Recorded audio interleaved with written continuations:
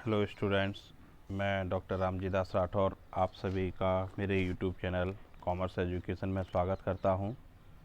जैसा कि हम goods and services tax GST के बारे में चर्चा कर रहे हैं, थियोरेटिकल में इस पर चर्चा कर चुके हैं, न्यूमेरिकल्स में भी कुछ बातों को हम समझ चुके हैं। इसी क्रम में आज हम एक नए उदाहरण को समझेंगे जो कि आपकी स्क्रीन पर उपलब्ध है। तो पहले इसमें क्या लिखा हुआ है हम इसको समझें। Record the following transactions in the books of Ravi and Company, Lucknow, assuming all transactions have been entered within the state of Uttar Pradesh, charging CGST and SGST at the rate 6% each. जो first point हमारे पास है, started business with cash ₹50,000 and check of ₹4 lakh. Second one, bought goods of the list price of ₹1 lakh from Gopal Brothers less 20% rate discount. 20% rate discount आपको minus करना है and 5% cash discount, 5% cash discount minus करना है।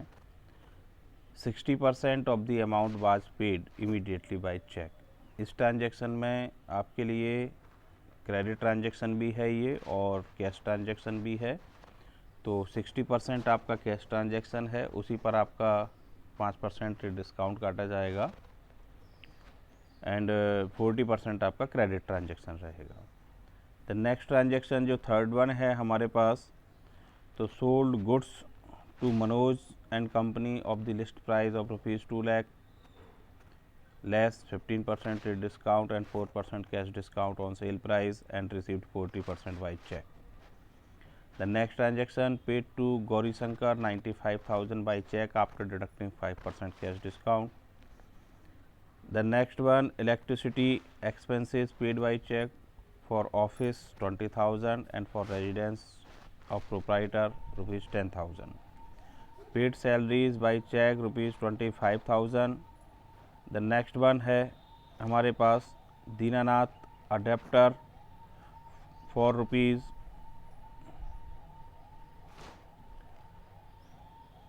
₹40,000 has become bankrupt and 25% is received from his estate by cheque. The next number 8 transaction, withdraw from bank ₹60,000 for office and 20,000 for personal use.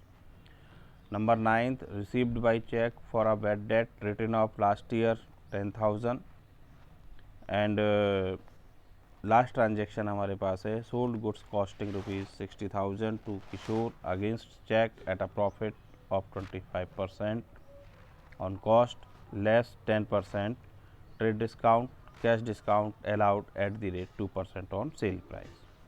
तो ये था आपका लिए एक example, ignore adjustment and payment of GST. इसको किस तरीके से हम सॉल्व करेंगे, चलिए अब हम उसको समझते हैं। जो हमारे पास पहला ट्रांजैक्शन था वो था started business with cash ₹50,000 and cheque ₹4 lakh। आपके बिजनेस में कैश आ रहा है, बैंक में भी पैसा आ रहा है, तो आपने एंट्री को लिखा हुआ है cash account debit, bank account debit to capital account, और नरेशन आप लिख देंगे amount introduced in the business या started business with cash and bank balance. तो 50,000 रुपये आपके पास कैश था और 4 लाख रुपए का बैंक बैलेंस, टोटल 4.5 लाख रुपए की कैपिटल आपने इंट्रोड्यूस बिजनेस में कराई है। तो ये थी फर्स्ट ट्रांजैक्शन की बात। जो सेकंड ट्रांजैक्शन हमारे पास था, 1 लाख रुपए का माल हमने परचेज किया था 20% ट्रेड डिस्काउंट पर। तो 1 लाख रुपए में से 20% ट्रेड डिस्काउंट हम माइनस करें 20,000 रुपये, तो हमारे पास अमाउंट आ रहा है 80,000 रुपये, 80,000। तो इसको हम लिखेंगे परचेज अकाउंट डेबिट ₹80,000। क्योंकि हमको जीएसटी चार्ज करना है परचेज के समय, दोनों इनपुट जीएसटी लगेंगी आपकी, सीजीएसटी एसजीएसटी, और जीएसटी आपके पास 6% अभी ऊपर आपको बताया गया था। तो 80,000 का 6% आपका हुआ 4,800 रुपये, और 48 रुपये 4,800। ये तो ही आपकी परचेज अकाउंट डेबिट और जीएसटी अकाउंट इनपुट सीजीएसटी और एसजीएसटी को डेबिट करने की बात। अब इन तीनों का टोटल करने के बाद आप क्या करेंगे कि इस टोटल अमाउंट का आप डिस्ट्रीब्यूशन करेंगे। और डिस्ट्रीब्यूशन आपको किस तरीके से करना है कि 60% अमाउंट आप अलग निकालिए, 40% अमाउंट आप अलग निकालिए।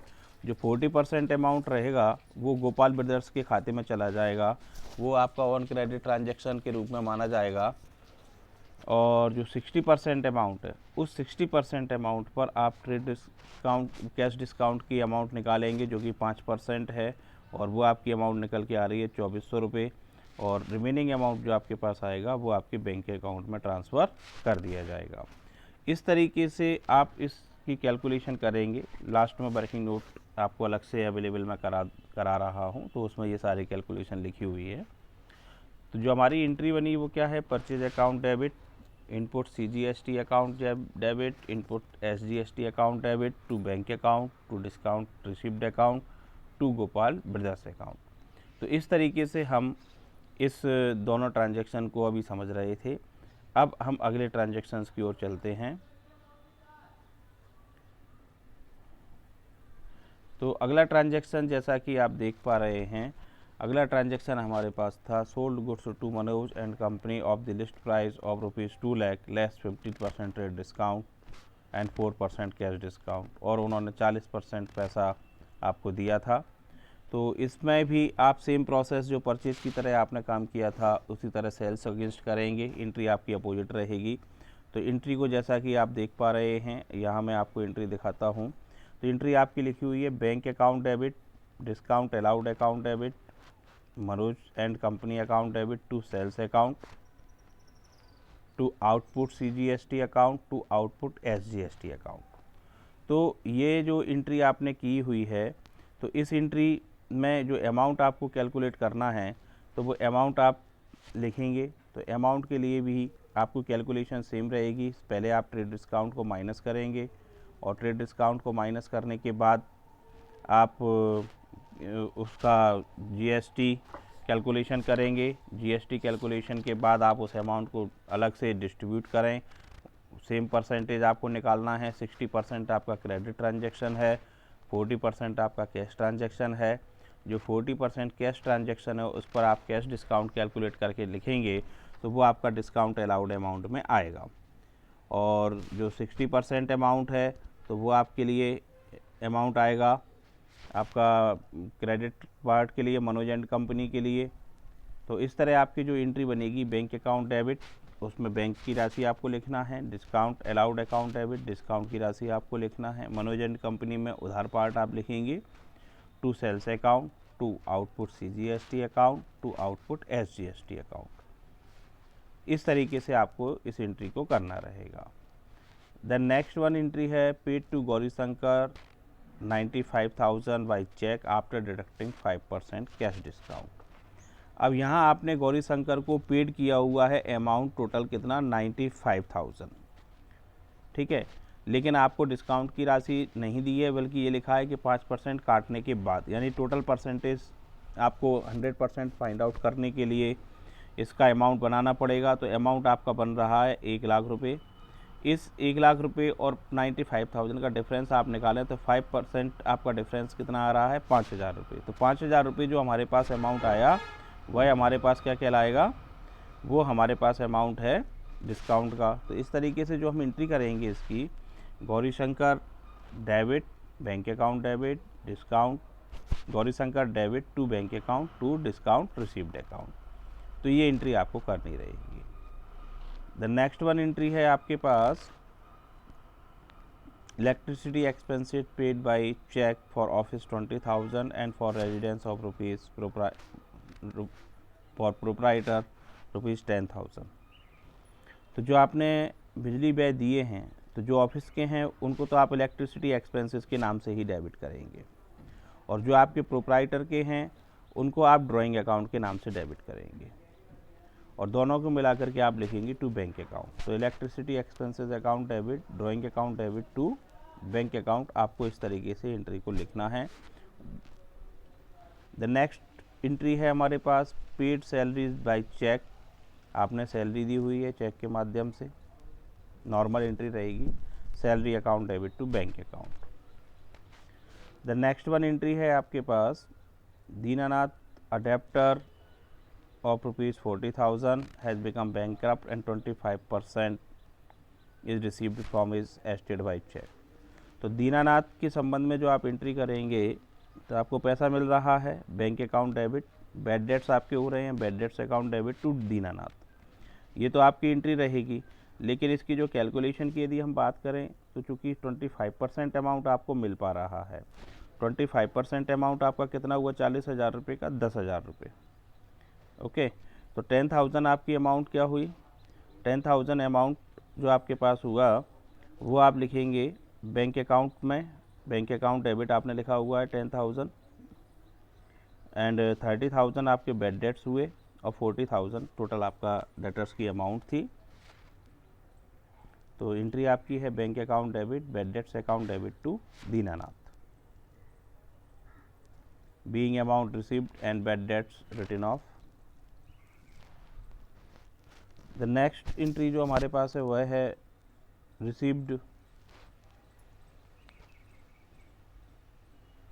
Withdraw from bank rupees 60,000 for office use and 20,000 for personal use. तो आपने जो ऑफिस यूज़ के लिए पैसा निकाला है उसको तो आप लिखेंगे कैश अकाउंट डेबिट के नाम से, जैसा कि आप देख रहे हैं कैश अकाउंट डेबिट 60,000 और आपका drawing account debit 20,000 and total amount आपके पास हो जाएगा जो बैंक से आपने विड्रॉ किया हुआ है वो है आपका 80,000।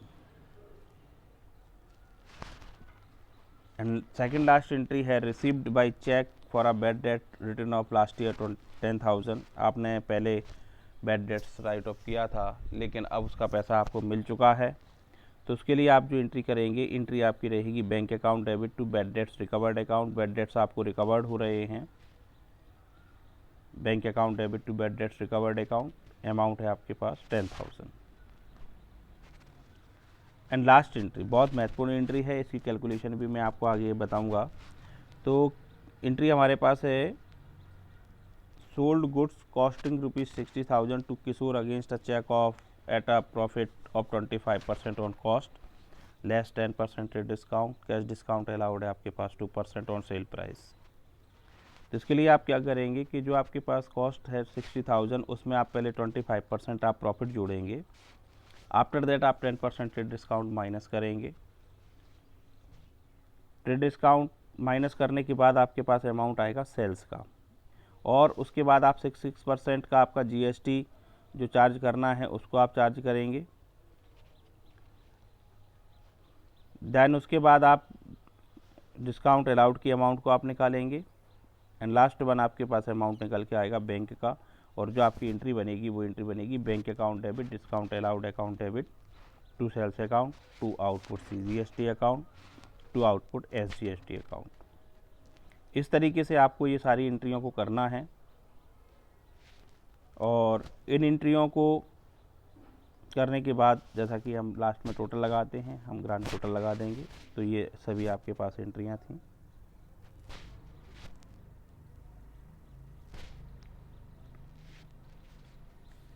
अब इसकी कैलकुलेशन को हम देख लेते हैं।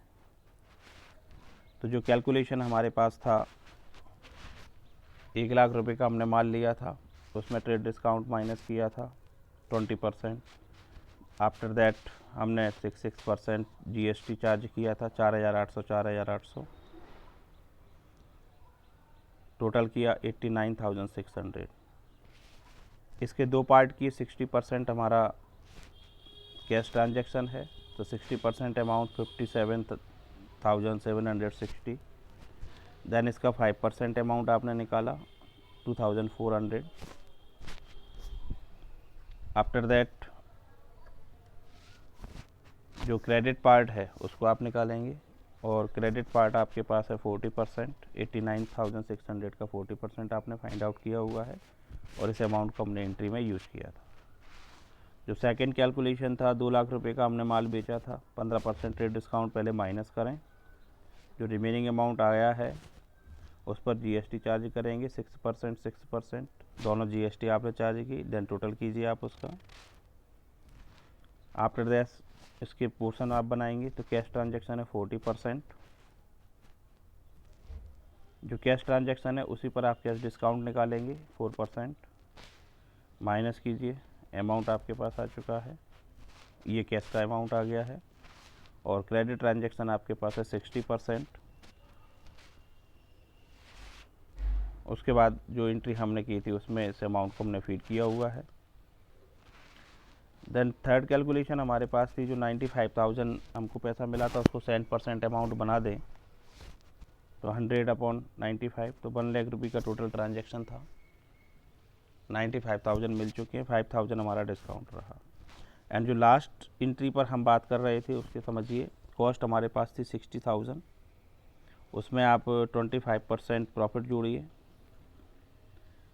टोटल किया आपने। देन ट्रेड डिस्काउंट माइनस करें 10%, ट्रेड डिस्काउंट माइनस करने के बाद आप जीएसटी चार्ज कीजिए दोनों से 6%, टोटल करें, उसमें से माइनस करें cash discount. Cash discount minus करने के बाद जो आपके पास राशि आएगी नेट अमाउंट, उसको आपने यूज़ किया हुआ है। तो इस तरह हमने एंट्रियों को समझा, क्योंकि इस एग्जाम्पल में हमारे पास जीएसटी पेमेंट के बारे में चर्चा नहीं की गई है, इसलिए हमने आउटपुट और इनपुट जीएसटी का फाइनल कैलकुलेशन नहीं किया है। तो ये थी इससे रिलेटेड बात पूरी।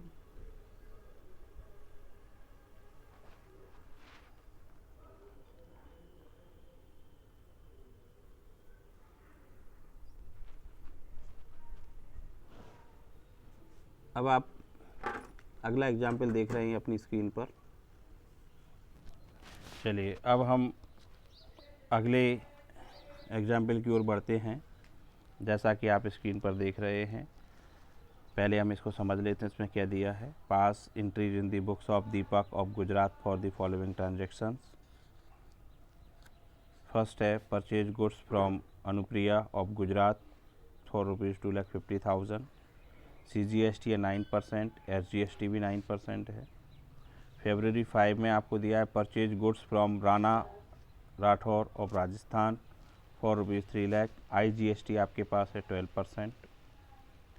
Then sold goods to Gurdeep Sidhu of Gujarat for ₹2 lakh, CGST 9% है, SGST भी 9% है।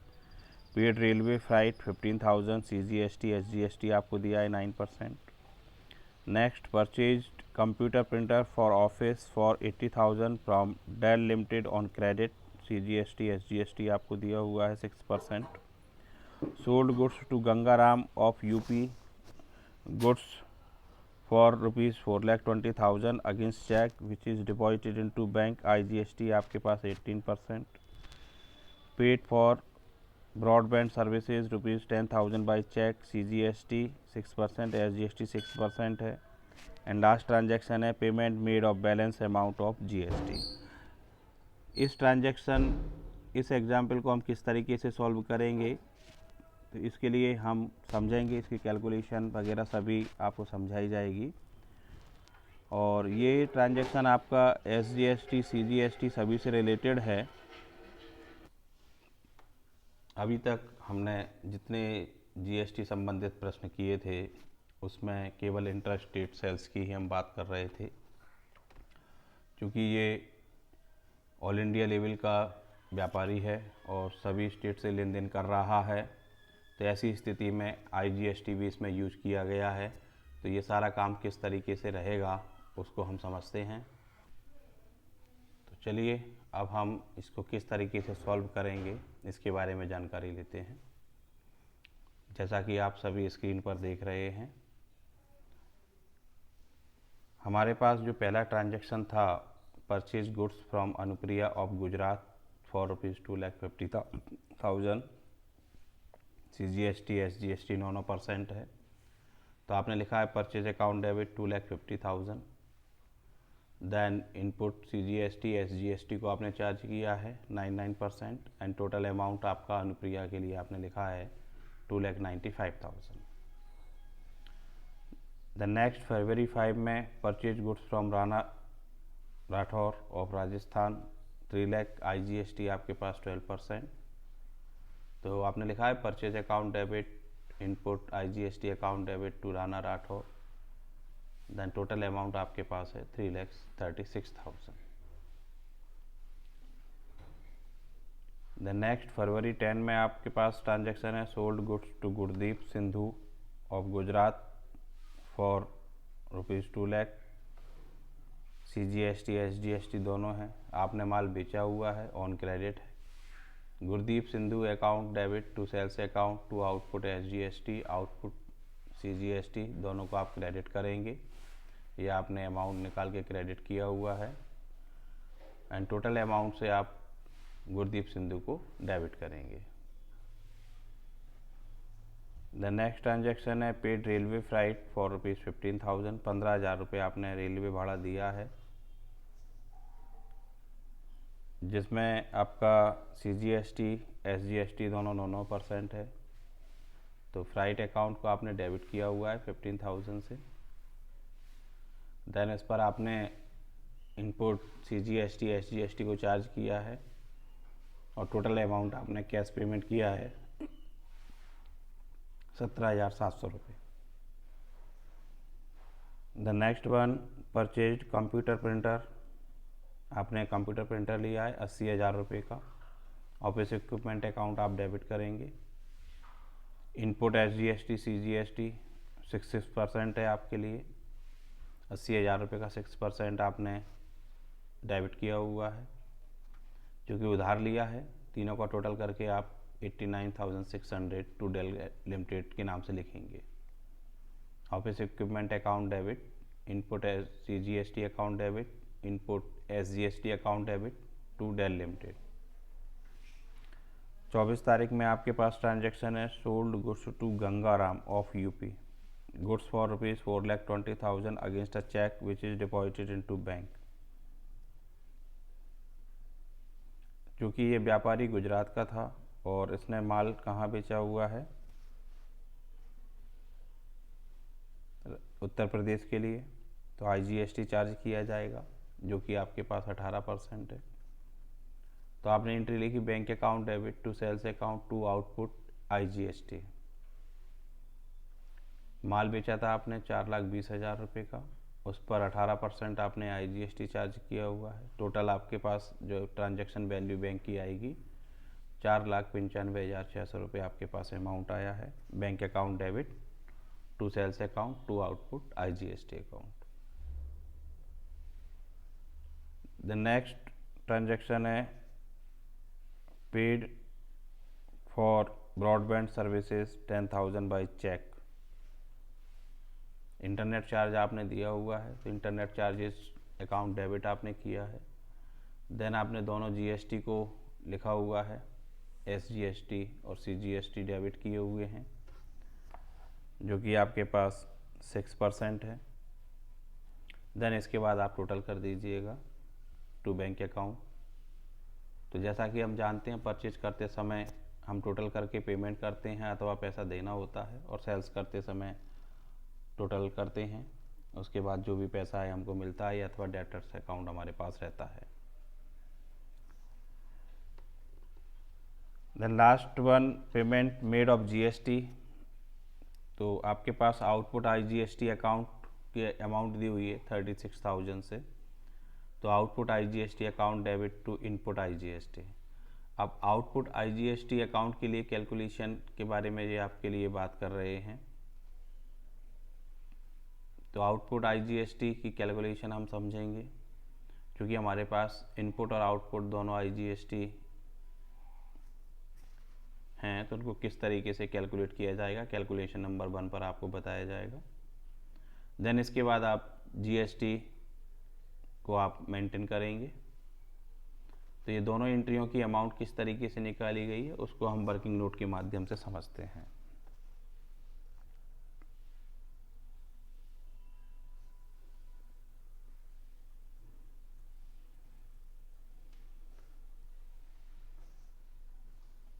जैसा कि आप देख रहे हैं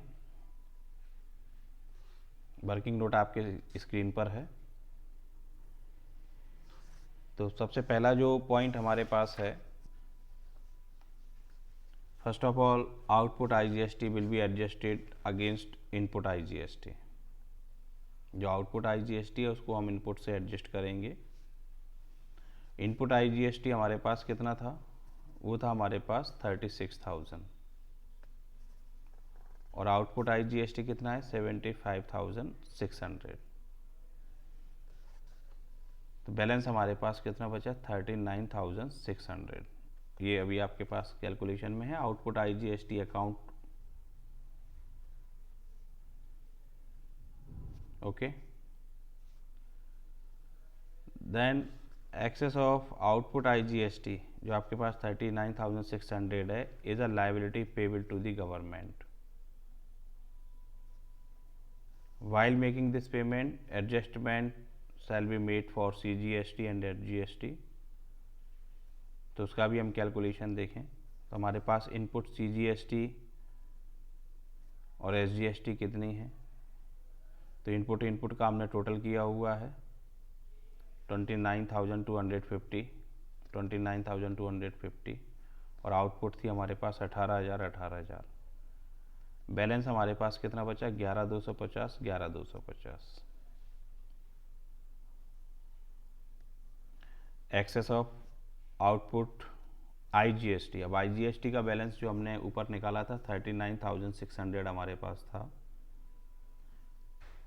जिसमें से हम ये जो एक्सेस अभी आया हुआ है 11,250 को यहाँ हमने एडजस्ट किया हुआ है. रिमेनिंग जो पेमेंट बैलेंस हमारे पास बचेगा वो हम गवर्नमेंट को पे कर देंगे. तो हमने लिखा हुआ है टू बैंक अकाउंट 17,100 रुपये. ये तो लास्ट एंट्री की कैलकुलेशन आपके सामने स्क्रीन पर है. पूरा आपको बैलेंस बताया हुआ है. इनपुट GST, आउटपुट GST, इसको आप पूरा टोटल करें. SGST को आप मेंटेन करें.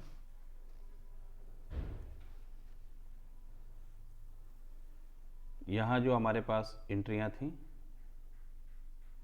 Output IGST account debit to input IGST 36,000. तो सबसे पहले हमने आउटपुट IGST को सेट किया था 36,000 को इनपुट IGST से. देन जो बैलेंस बचा था 39,600, लेकिन उसको डील करने के पहले हमने अपनी इनपुट SGST CGST को कैलकुलेट किया था. उसके बाद हमारे पास बैलेंस अमाउंट आया था 11,250. उसको हमने क्रॉस ये एंट्री दी हुई है, आप देख रहे हैं. Output CGST account debit, output SGST account debit to input CGST, input SGST. ये अमाउंट 11,250 का सेटल हो चुका है. देन लास्ट जो हमारे पास थी एंट्री आउटपुट IGST बैलेंस हमारे पास बच रहा था 39,600. उसमें से 11,250 को हम एडजस्ट कर चुके हैं. देन रिमेनिंग बैलेंस IGST का जो बचा उसको हमको सरकार के लिए पेमेंट करना रहेगा. वो हमने बैंक के माध्यम से पेमेंट किया हुआ है. तो इस तरीके से हमने GST के बारे में कुछ जानकारी हासिल की और इसमें IGST रिलेटेड भी जानकारी आपके पास उपलब्ध कराई गई है. आप इस टाइप के सवालों को आगे और प्रैक्टिस करें बुक के माध्यम से. तो आज के वीडियो में इतना ही. मिलते हैं हम अगले वीडियो में. और अधिक जानकारी के लिए आप कॉमर्स एजुकेशन चैनल से जुड़े रहिए. Thank you and have a nice day.